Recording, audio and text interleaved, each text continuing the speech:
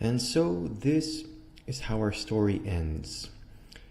Here we are faced once more with Descartes, and if it isn't apparent yet, Descartes' foundationalist project is the running theme of this course. This course is, at base, simply an exploration of Cartesian foundationalism and seeing all the problems that it runs into. And it's time now to fess up. The reality is that this Cartesian project has always faced problems. Even in his own lifetime, Descartes' views were challenged, as was the case in correspondence with Princess Elizabeth. Of course, Princess Elizabeth wasn't the only person that challenged Descartes' views, but as you can tell, the role of women in the history of Western philosophy really is downplayed. It's almost entirely absent. And this was also the case in my course because, well, I have to reflect philosophy as it really was during the time period. But I think it's time to begin to correct some of these things. And so any of the challenges that you can find of Descartes' views, you can find it mirrored in these letters exchanged between Princess Elizabeth and René Descartes. So it really is the case that even minute little aspects of Descartes' project were critiqued during his own lifetime, by people that he knew.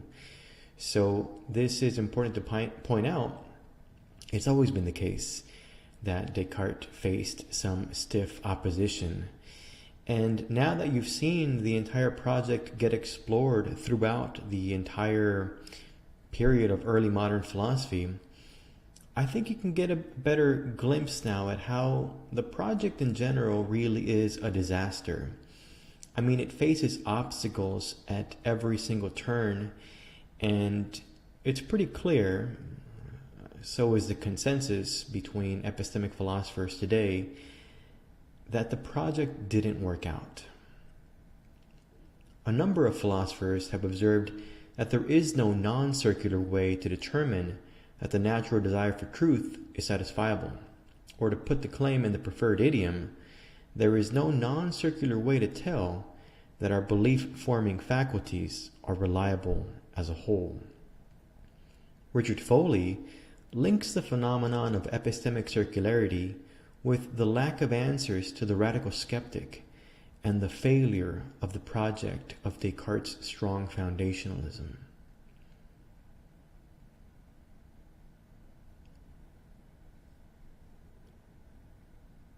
Clearly, it can't be very satisfying to hear that the project that you've been working on the entire term ends in failure.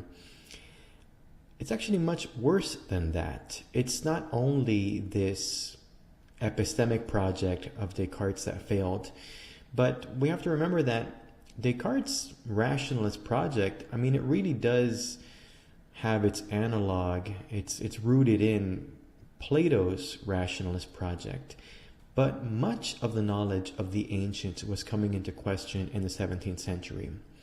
Again, even in Descartes' lifetime, his approach to education and knowledge, an approach which goes back all the way to Plato, was under question. McNeill reminds us that disease was among the many factors that led to the questioning of the ancient philosophical traditions. In particular, the discovery of new diseases was kind of throwing everything into disarray. The people of the 17th century were noticing that these new diseases, they just simply didn't fit with the body of knowledge that the ancients had handed down. So they were questioning basically the whole lot of it. Now, although I have focused this entire course really on the Cartesian foundationalist project, I didn't have to use Descartes. I could have just as easily told more or less the same story stemming from Plato's views. So this is, of course, something that has happened time and time again. This approach to knowledge is extremely attractive. To be able to extend mathematical certainty to everything that is so appealing that countless thinkers, both in Western and non-Western traditions, have tried this. So Gray reminds us that the rationalist project of extending deductive certainty to all domains of knowledge has been persistently attractive to thinkers throughout time.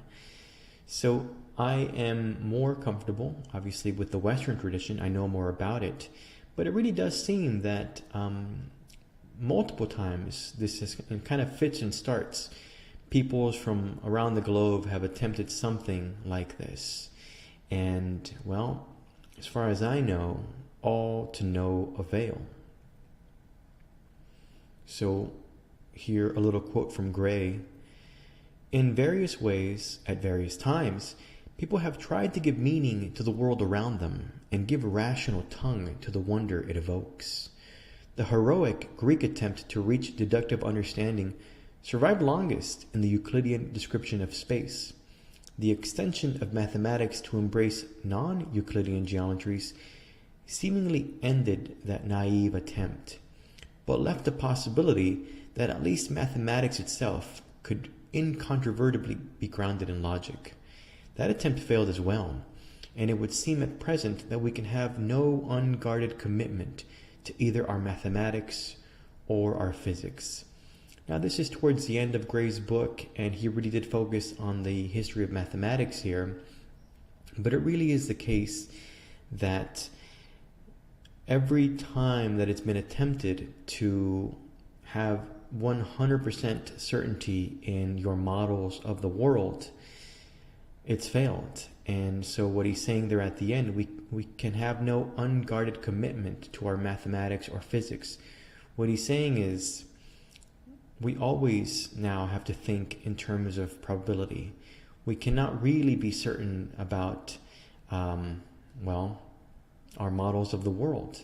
That approach simply must be abandoned because it simply doesn't work that way.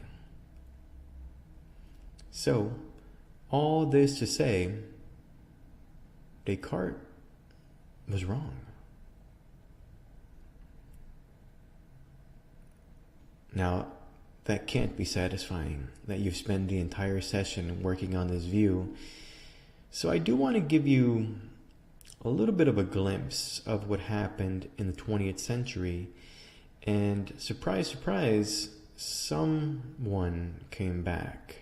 Now, to be honest, it isn't really the views of Francis Bacon that returned, but something that is inspired more or less by them. It certainly rhymes, even if they're not identical. Positivism, recall, is about downgrading our conception of knowledge to a true enough for now mentality. It is very compatible with coherentism and instrumentalism about science. As such, it's somewhat like a boat we were born on. We don't know that it's the best boat possible. We just know it's floating right now. Maybe we'll board a better boat in the future. So, of course, this is the image that I use for positivism, a ship. And I actually really like that in the background you can see dry land, but you never get there. That's the idea here. You might be able to imagine certainty, but it isn't real. You can't ever actually get there. All you know is that your body of knowledge, it's floating right now, but you don't know that it's certain. And so in the 20th century, positivism came back with a vengeance. And I want to give you some quotes here so you can kind of see how that came back. Our era is fated to rest on what is slipping, and we are aware that what prior generations had taken to be solid is slippery. So there it is, giving up on this notion of certainty. Here's another quote. If one looked all the way to the bottom, one can observe that the whole edifice is floating midair. There it is, once again, a lack of foundation. And I'll give you a slightly longer quote that shows you that this feeling goes right through the 20th century, all the way until the late 90s when Stephen Stitch published this book, or I guess 1990, there is a long tradition in epistemology which would reject out of hand any proposal that makes epistemological questions dependent on empirical findings or technological developments. But that is a tradition which I, in the company of a growing number of philosophers, take to be sterile and moribund. Another, younger tradition in epistemology, tracing to James and Dewey, finds nothing untoward in the suggestion that epistemology is inseparable from science and technology. So in the first part of the quote, he's talking about things like the Cartesian project, that you don't need science to lay down your epistemic theory. But then Stitch says, we, the newer generation, we think epistemology is inseparable from science.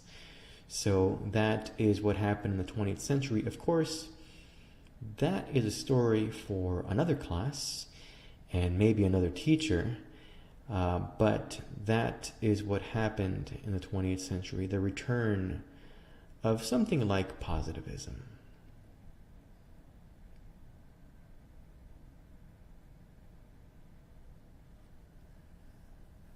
I began this course with a somewhat maybe provocative subtitle, Philosophy is Dead. Maybe we can come back to this question now and wonder, well, is philosophy dead? The truth is, now this is controversial and this is purely my opinion, but if you think of philosophy the way Descartes thought of philosophy, as establishing some big foundation for the sciences, yeah, it's dead. People don't really do that anymore. Or maybe a handful of people do, but they're going to fail. I think that's a crazy approach. Now maybe we do philosophy with a lowercase p, where basically everyone just kind of works on projects that they find interesting, and we hardly ever have the big ambitious Cartesian or Kantian projects anymore. I personally work only in the philosophy of artificial intelligence, and I'm not proud of it, but I haven't read some pretty major figures in the 20th century like Derrida, because that's just simply not in my wheelhouse. It's not something that I cover. So these big ambitious projects, those are pretty much done. So depending on how you define philosophy, under at least one definition of it, maybe the Cartesian definition of it, it is dead. But under another way of thinking about it, it just fragmented and it turned into many separate little small areas of study. So that's one thing that we can mention briefly. Maybe now you're wondering something more like this. What was the point of all this? Well, I do want to make sure you realize some of the things that I had in mind, or some of the reasons why something like this is a valuable thing to do. So let me begin with maybe my longer point. But I think you really must know your intellectual history. To not know where these ideas came from, I think is dangerous. So let me now give you my full perspective on the history of Western philosophy, beginning with this. Both good and bad ideas have come out of our shared intellectual history, and it's important to recognize that. So I gave you, I think, a pretty even-handed history of Western philosophy. Of course, I have my biases. I am personally what they call a neo-positivist, so maybe you have to take everything I said with a grain of salt. But if you want to question my views, I gave you my references, and I invite you to chat with me if you have any challenges for what I've presented here. But it is, I think, not possible to doubt that these ideas have been important, and also that not all of them are good. So this is a long quote from Freeman, and I think I'll just read parts of it and explain what's going on. So from the slides, although the achievement of the Greeks in establishing an atmosphere of tolerance in which considerable intellectual progress proved possible was remarkable, one should not idealize. We have already noted the difficulties in gathering empirical evidence, and the way in which this limited what it is possible to know. So they simply were not really empiricists the way that today we're empiricists. They really weren't as rigorous about finding empirical evidence. And this means that although there was great intellectual progress, it really wasn't science or anything too close to it at all. Maybe it was the beginnings of something that would over many hundreds of years become science, but it certainly can't be called science yet. And that's important to recognize. So we want to say the birth of science was in Greece. No, that's a little too idealistic. Continuing here. Interpretation of empirical evidence also takes place within an ideological context. It was easy to rationalize from the observations of the human body that men were the active sex and women the passive. So you see this subjugation of women in Greece. And this isn't the case across all human history. Women haven't always been subjugated, at least as explicitly. But in Greece, there certainly was this rationalization of why it was okay to subjugate women. So here is a negative aspect of Greek philosophy. They were rationalizing what we now know is not only not fair and morally abhorrent, but simply not true. So let me continue here. Similarly, Aristotle links a hot climate to indolence and goes to argue that those born in such regions are naturally slaves, available to the more active peoples, such as the Greeks, who have grown up in a relatively temperate environment. How very convenient, right, that the Greeks recognize the evidence around them and conclude, you know what, we get to have slaves, and other peoples are naturally slaves. That seems extremely convenient. Of course, we now are horrified to know that Aristotle thought that. But again, within his ideological context, it was easy to dream that up and rationalize it with arguments. And again, we need to point out that this is a really bad idea. This is a dangerous idea. And not treat Aristotle like some kind of pure intellectual hero that we should, hang on every word that he wrote down. Closing Freeman's quote here. And it has to be remembered that even this level of rational thought was alien to most Greeks who, it can be assumed, were oblivious to the sophisticated discussions of their educated peers. Irrationality flourished in the Greek world, much as it does alongside scientific thinking in ours. This is to say that it really was a minority of people in Greece who were engaging in these ideas. Now, many of the ideas that were covered are interesting and they are intellectual progress. Some of it were really bad ideas, such as, subjugation of women and people who come from hot climates. But the main idea here is that very few people engaged in philosophy, a minority of the population. And the rest were still engaged in, Freeman calls it irrationality. I'll call it superstition. And what's important to point out here is that, again, when we think about Greece, you think, oh, it was philosophy, right? Everyone was a philosopher. Not even close, right? So you can't idealize too much.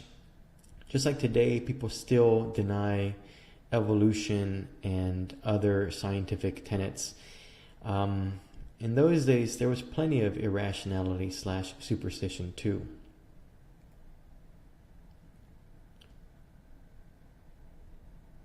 So you might recall this quote from a long time ago. So I'll take it right there from the middle. The upper class regarded earning a living as an unfortunate necessity. Work robbed man of time and energy for intellectual activities, the duties of citizenship and discussion. So this is, of course, now that we have a little more context, this is only the upper class. And what I want to reveal to you now is that upper class was really, really, really small. And this again kind of dethrones our idealization of Greek society. Let me begin with the work of James C. Scott. In chapter 5 of Against the Grain, Scott reminds us of the role of coercion in state formation. With regards to Athens, it's clear that slaves were a clear majority, perhaps as many as 2/3 of the population. So why was it that people were able to just sit there and philosophize? Because they didn't work. They didn't do almost any work. 2/3 of the population, maybe, were slaves. Even if it isn't 2/3, the lower estimates are like 50%. That's still an astonishingly high percentage of the population. So this is this is revealing as to how it was that Greece was able to do what it did. While we're on the subject, let's go ahead and remind ourselves what liberal arts means. The liberal arts, according to the Romans, was those studies that free people could engage in. That's where this comes from. You get to study things like philosophy because you are free. And this is something that Western philosophy always took for granted. They never noticed this privilege that white Western males have had of freedom, where they get to just engage in intellectual speculation for fun. And this is something that is radically different from other strains of philosophy. For example, Latin American philosophy, it isn't philosophizing from a state of freedom, it's philosophizing for the sake of freedom. So there's a whole different perspective in other traditions in philosophy. Let's continue here to dethrone classical Greece. Cunliffe, chapter 2, reminds us that the Greek lands became a hub for intellectual life in no small part due to their location. They were poised to collect learning from both East and West, and they had eager minds ready to synthesize the material. So the Greeks, might have said, oh, it's our culture that led to this. No, it was pretty much just geography, and this isn't the only thinker who believes this. Historians of logic, Schoenfeld and White, make the case that, more than anything, it was the ubiquitous access to water routes, which allowed the ease of travel from city-state to city-state, that led to the flourishing of Greek philosophy, since the ease of travel served as a means of escape should a thinker's ideas become too heterodox. Again, it wasn't culture, it certainly wasn't genes, it was geography. And that, in large part, explains the Greek miracle, which doesn't seem like so much of a miracle anymore. One more. Most disconcertingly, it may be the case that the Christian destruction of the classical world left us not with the best of Greek literature, but only with that which could be co-opted or otherwise made innocuous to Christian dogma. So much of the Greek literature that ever existed is gone. By some estimates, an overwhelming majority of it, more than 80%. It's all gone. And what's left is, we like to think it's some of the best stuff, but there's actually very little reason to think that. It may be the case that we actually just got what Christians found useful. Not the best, but what was useful to Christians. And that's at least something we have to reflect on for a second. Now, I've been really hard on the Greek tradition for this whole time. I could do this all day. Kant, someone who I think people prior to this lesson think I have a lot of respect for. I do respect some of his work. Some of his other work is morally abhorrent. So if you have a strong stomach, you can go ahead and see the slideshow on Kant's anthropology. Kant was a racist. Moreover, Kant laid the foundation for scientific racism. Some of Kant's ideas were perhaps some of the most dangerous of all time. So I focus on the Greeks here, but Kant is guilty of this too. And I can give you some more. In fact, Philosophy is guilty of downplaying the racism of many of its most famous theorists. And I don't feel the need to do this. I call this out. I don't feel bad about this at all. John Locke invests in African slavery and justifies Aboriginal expropriation. Immanuel Kant turns out to be one of the pioneering theorists of scientific racism. George Hegel's world spirit animates the very material and non-spiritual colonial enterprise. John Stuart Mill, employee of the British East India Company, denies the capacity of barbarian races in their nonage to rule themselves. I think most other people like to not mention this. I feel no qualms about it whatsoever. You need to know this. Good ideas came from these minds. Also extremely bad ideas, false ideas, dangerous ideas.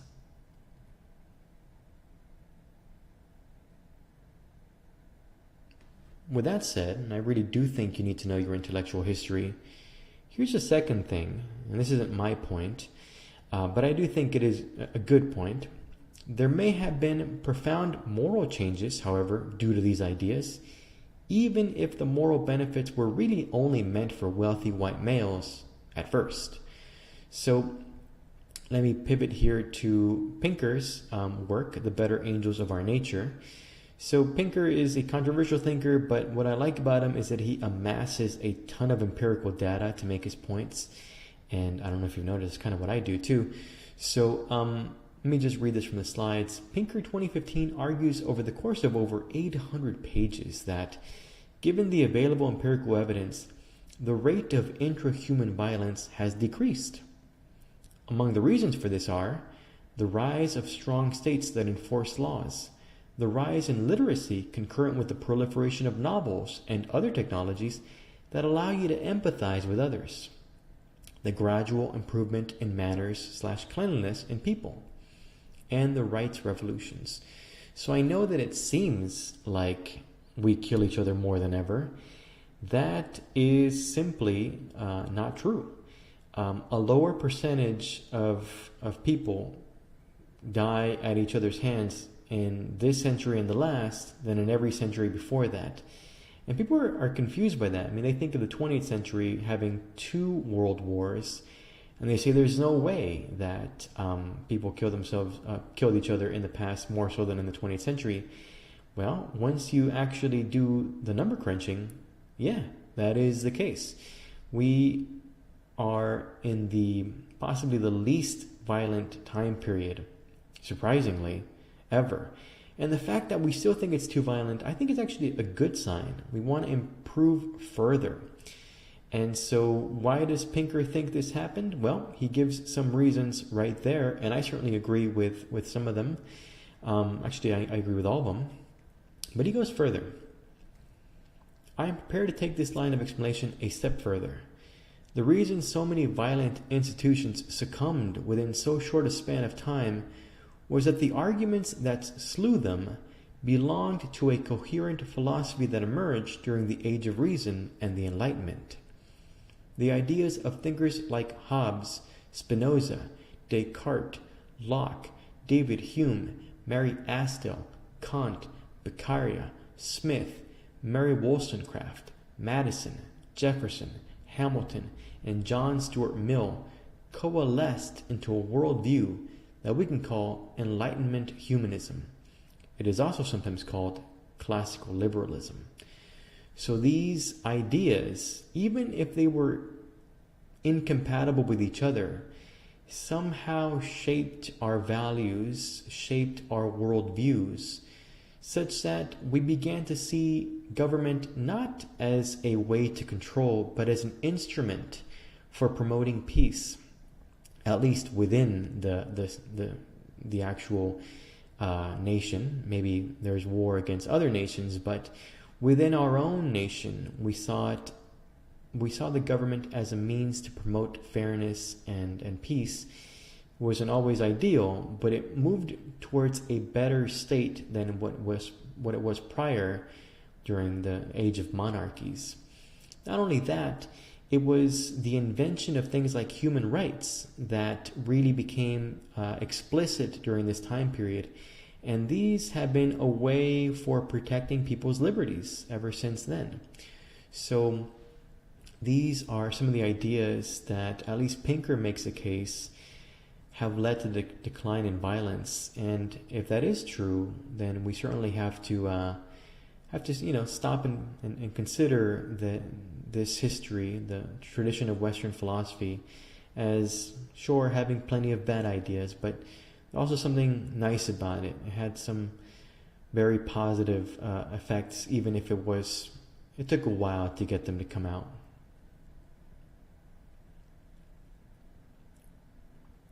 And last but not least, let me give you this point. The history of Western philosophy, I believe, is an excellent primer on how it is that intellectual breakthroughs occur. Now, it turns out that there is some wonderful work on this done by a sociologist named Randall Collins on how it is that intellectual breakthroughs occur. And one of the case studies for this is the history of Western philosophy. And so I want to summarize my whole class as this. I mean, this is the point of the class. It is to think about how it is that intellectual progress occurs. So let me summarize what we've learned.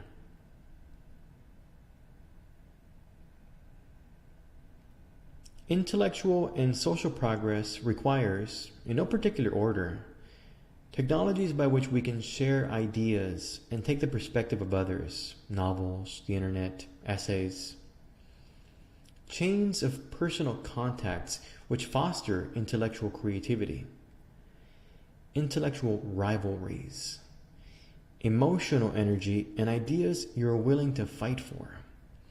Movement away from superstition and towards empirical, testable hypotheses. And apparently, improvements in the fields of mathematics. So this all comes from Collins, but just think back on this class and see all the examples of these points.